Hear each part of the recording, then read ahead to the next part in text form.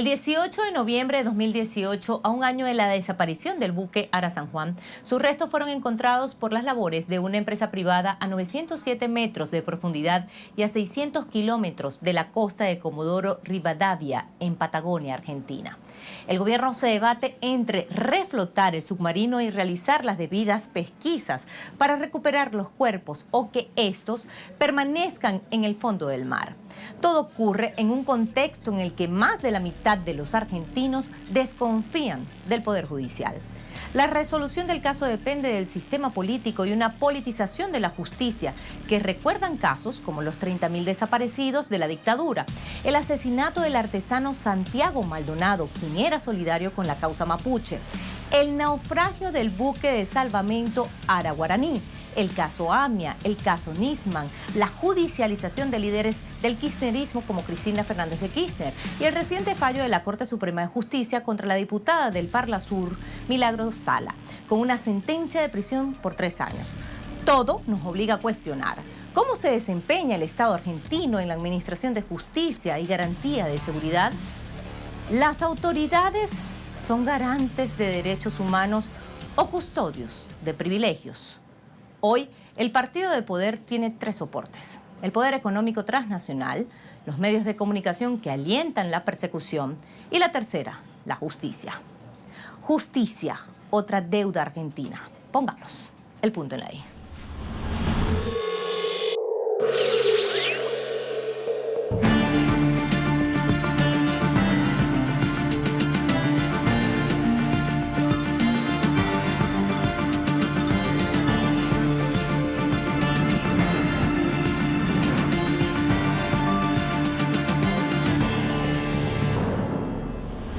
El 15 de noviembre de 2017 se perdió comunicación con el submarino TR-1700 Ara San Juan, con 44 tripulantes a bordo.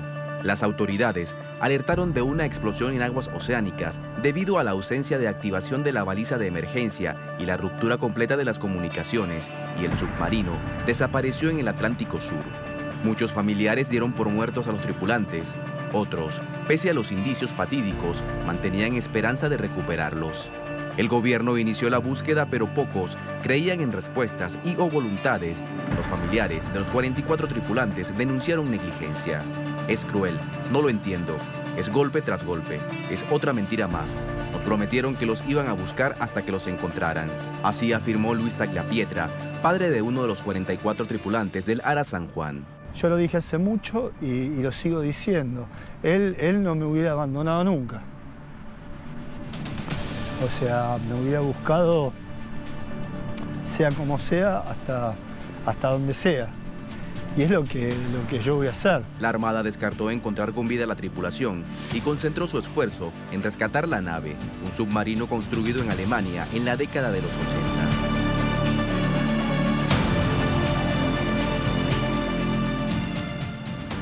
El operativo de rastreo del submarino contó en principio con 3 buques, 2 argentinos, el destructor Sarandí y el aviso Islas Malvinas, este último con el vehículo de control remoto Panther Plus y el buque oceanográfico Yantar, ambos de procedencia rusa.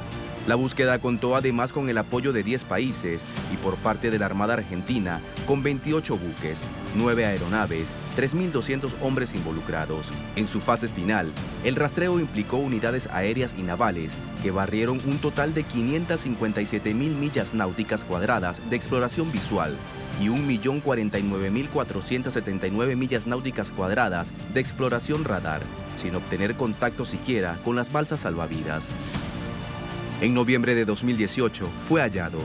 Los familiares de las víctimas tuitearon: un 15 nos los quitó y un 15 nos los trajo de vuelta. Tantos sentimientos tenemos en estos momentos.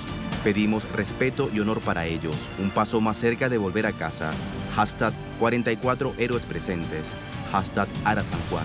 Quienes esperan recuperar los cuerpos recibieron un será difícil por parte del ministro de Defensa argentino, Óscar Aguad, quien alega que Argentina no tiene los equipos tecnológicos necesarios para cumplir sus demandas.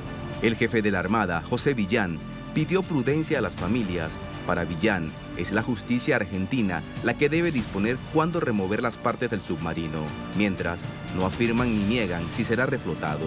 La empresa Ocean Infinity sí recibirá $7.5 millones por el éxito en la operación de rastreo que implicó a 40 tripulantes y el rastrilleo de 7.000 kilómetros cuadrados de lecho marino, aunque pericias indicaron acumulación de hidrógeno tras un cortocircuito en sus baterías de proa como causa final. Los motivos que provocaron la tragedia aún están sujetos a especulación.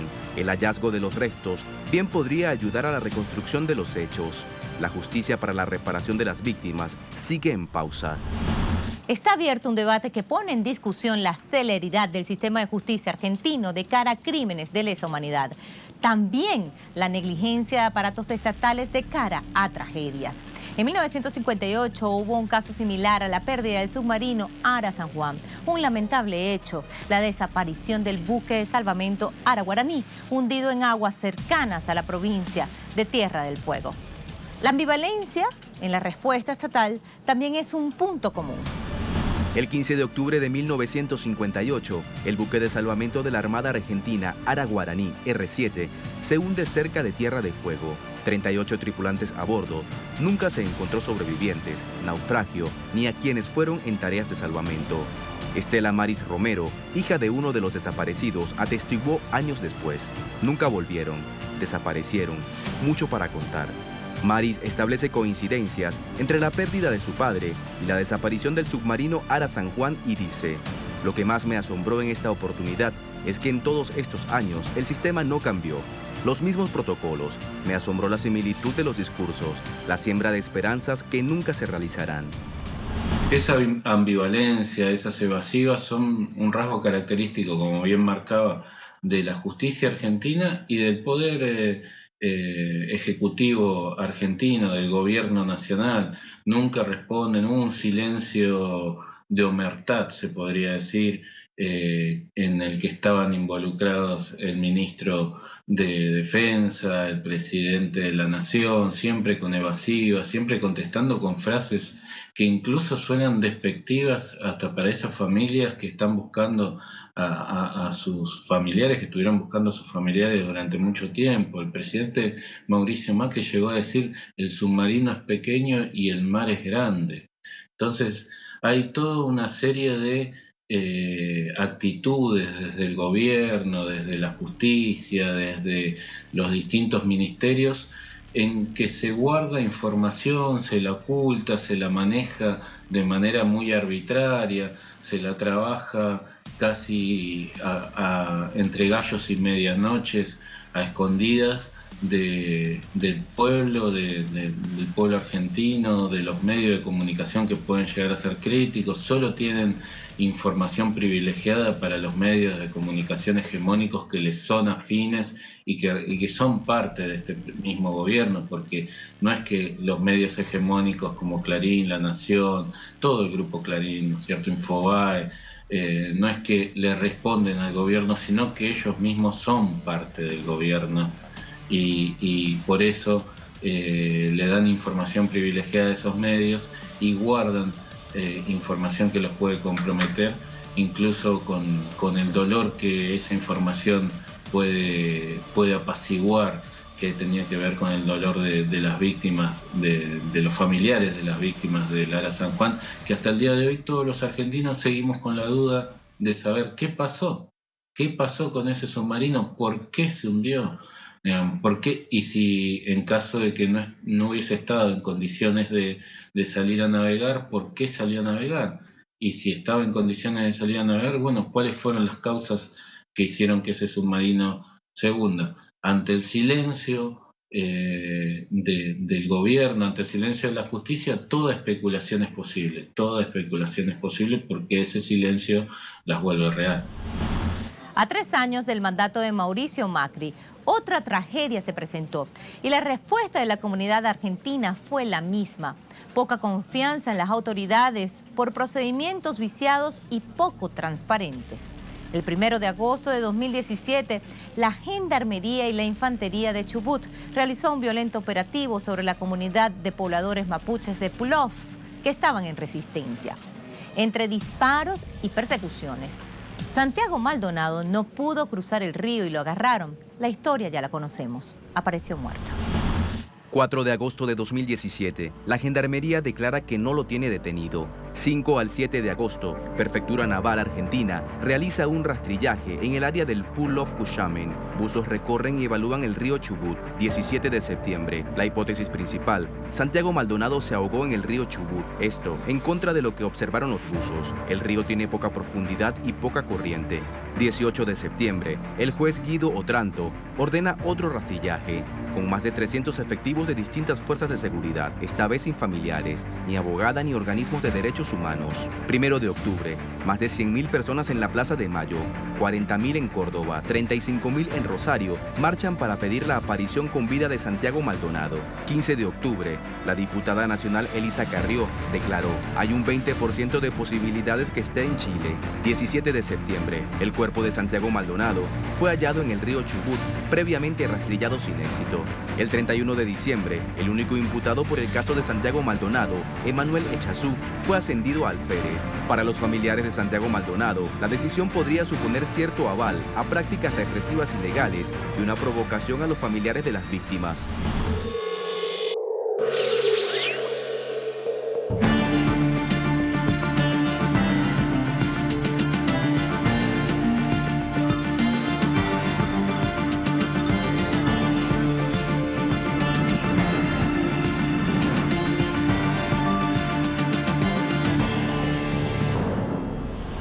San Juan no estaba en condiciones de zarpar ese 15 de noviembre.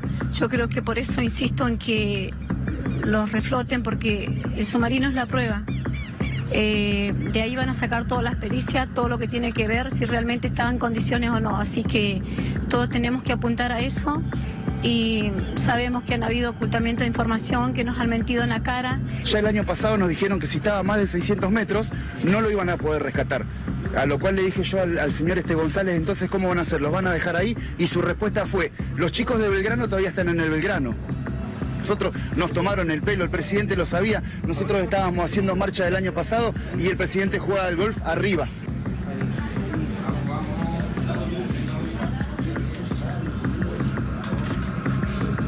No a la reforma laboral, no a la reforma laboral.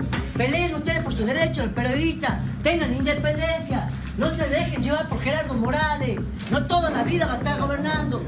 Peleen por sus derechos, tengan dignidad. Hoy vengo una sentencia directamente.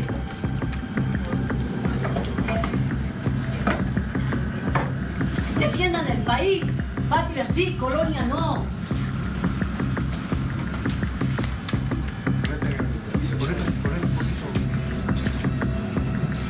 Basta de matar a los hermanos mapuche. Defiendan las tierras. A los periodistas jujeños. Dejen de que Gerardo Morales les siga avasallando a ustedes. Que las pautas publicitarias se las guarden. Ustedes tengan independencia, estamos viviendo en democracia. No se olviden que estamos viviendo en democracia. Sí, obvio que estoy sorprendido. ¿Cómo iba a esperar una condena de esta manera? Es una cosa de que no cabe en ninguna cabeza ni ninguna lógica. Estamos hablando de la autopsia de mi hija, que decía todo lo que le habían hecho. Pues imagínate que un fiscal le arruina la vida a una persona y a toda una familia, ¿me entendés? Y nos arruinó la vida. Y le arruinó la vida a Lucía, le arruinó la justicia a Lucía. Entonces yo creo, ¿me entendés?, que ese fiscal hoy tiene que pagar con todo su patrimonio, todas sus cosas, todo esto que hizo. Esto no puede quedar así. No puede quedar así. Esto es una burla. Volvemos a Argentina, donde el magistrado federal ha cerrado el caso de Santiago Maldonado, un joven activista desaparecido hace más de un año durante un operativo policial. De esta manera, el juez descarta el uso de la fuerza en su desaparición. Prefiero, como ministra de la Nación, asumir la responsabilidad del caso, dejar que sea la justicia la que investigue y no tirar un gendarme por la ventana.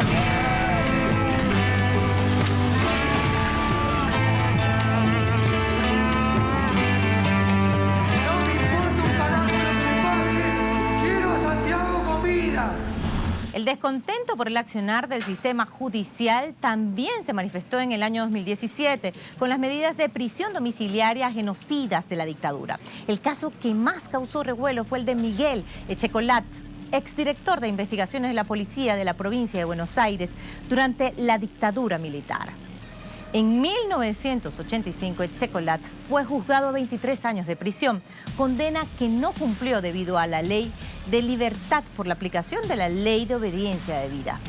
Con la llegada del kirchnerismo, se hizo avances en materia de justicia de cara a los 30.000 desaparecidos que dejó la dictadura e inició el juicio a los genocidas. Pero con la llegada de Mauricio Macri, involucionó el rescate a la memoria y la justicia a los represores. Condenando a Miguel Osvaldo Echecolatz de las demás condiciones personales consignadas en el exordio a la pena de prisión perpetua, inhabilitación absoluta y perpetua. En marzo de 2016, Echecolatz fue condenado a 25 años de prisión por el secuestro y desaparición de los jóvenes de la Juventud Peronista Daniel Favero y María Paula Álvarez en 1977, y el Tribunal Oral Federal I lo condenó a cadena perpetua por sentencias anteriores sobre robo de niños. Echecolatz debe pagar 6 condenas por delitos de lesa humanidad. El día de su sentencia, escribió en una nota el nombre de Jorge Julio López, el nombre del único desaparecido de la dictadura y en democracia, luego de declarar y ser testigo clave para condenar a Echecolatz. Sin embargo, tras la llegada del macrismo al poder en Argentina, desde diciembre de 2017, Echecolatz reside en una casa en Mar del Plata. Le concedieron prisión domiciliaria por condiciones de salud. Esto fue repudiado hasta por su propia hija. Por su parte, Jorge Luis López, único testigo de sus crímenes, desapareció. Se convirtió en el primer desaparecido tras el retorno de la democracia. Aún no aparece. La justicia es un ideal debatido desde la antigua Grecia, definido como el principio moral que inclina a obrar y juzgar respetando la verdad y dando a cada uno lo que le corresponde. ¿A quién toca la justicia argentina? Hay una desconfianza bastante grande respecto de los fallos, sobre todo cuando están involucrados sectores vinculados al poder.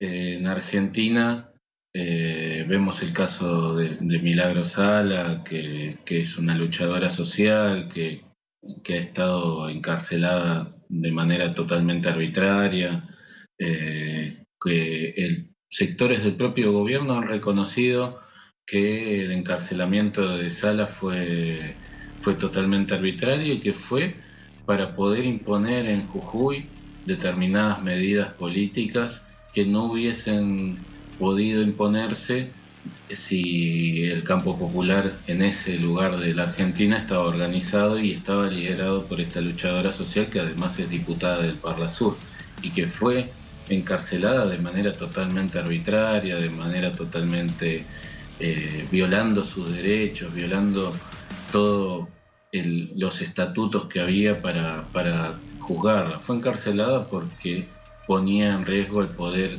hegemónico que se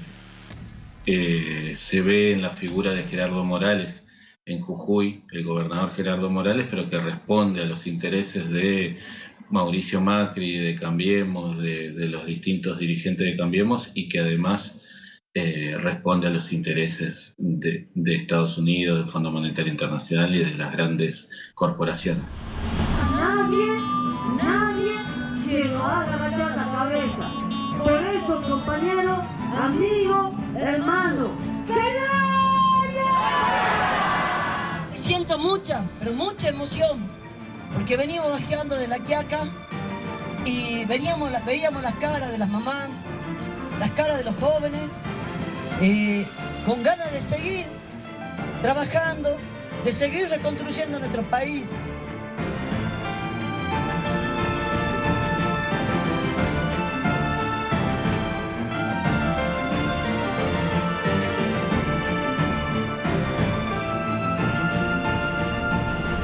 Es necesario, sin duda, una reforma del Poder Judicial. Lamentablemente, Argentina ha vivido esta realidad desde hace muchísimo tiempo y se ha profundizado ahora con el gobierno de Mauricio Macri. Nos encontramos frente a un poder judicial enquistado, una rémora de la monarquía, realmente que se repite a sí mismo. Los apellidos en el poder judicial van pasando los años y van pasando los tiempos y los apellidos siempre son los mismos. Un texto fundador de la Argentina es el Martín Fierro, y ya en aquel momento el Martín Fierro, ese personaje que representa las raíces de la Argentina, decía: si quieres tener poder, hazte amigo del juez.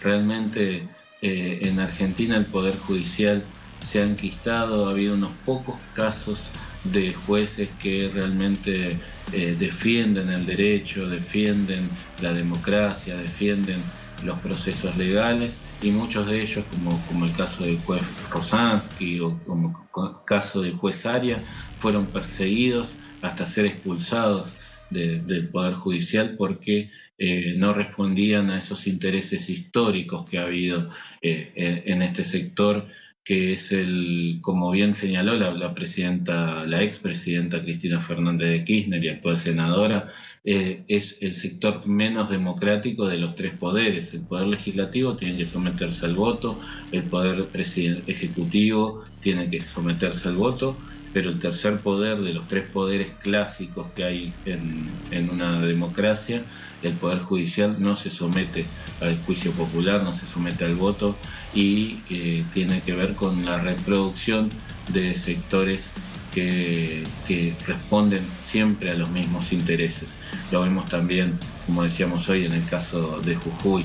El propio gobernador Morales hizo una reforma, incorporó jueces a la Corte jujeña, y eso también le permitió que esos jueces que responden a sus intereses tengan hoy encarcelada arbitrariamente a Milagro Sala. Así se reproduce a lo largo de toda la nación, y así vemos también como Mauricio Macri ha logrado evadir las denuncias, las diversas denuncias que tienen, la más conocida de ellas por los paraísos fiscales, pero tiene que ver con que estos jueces, este poder judicial al que no se le puede llamar justicia, responde a los intereses del poder. Se ha dicho, se escucha, Argentina lo vive. Los grandes enemigos de los derechos humanos y de la justicia son los privilegios.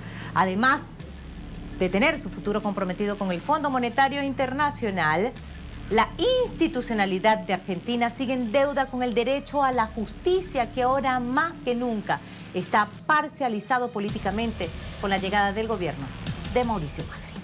Pusimos el punto en la I.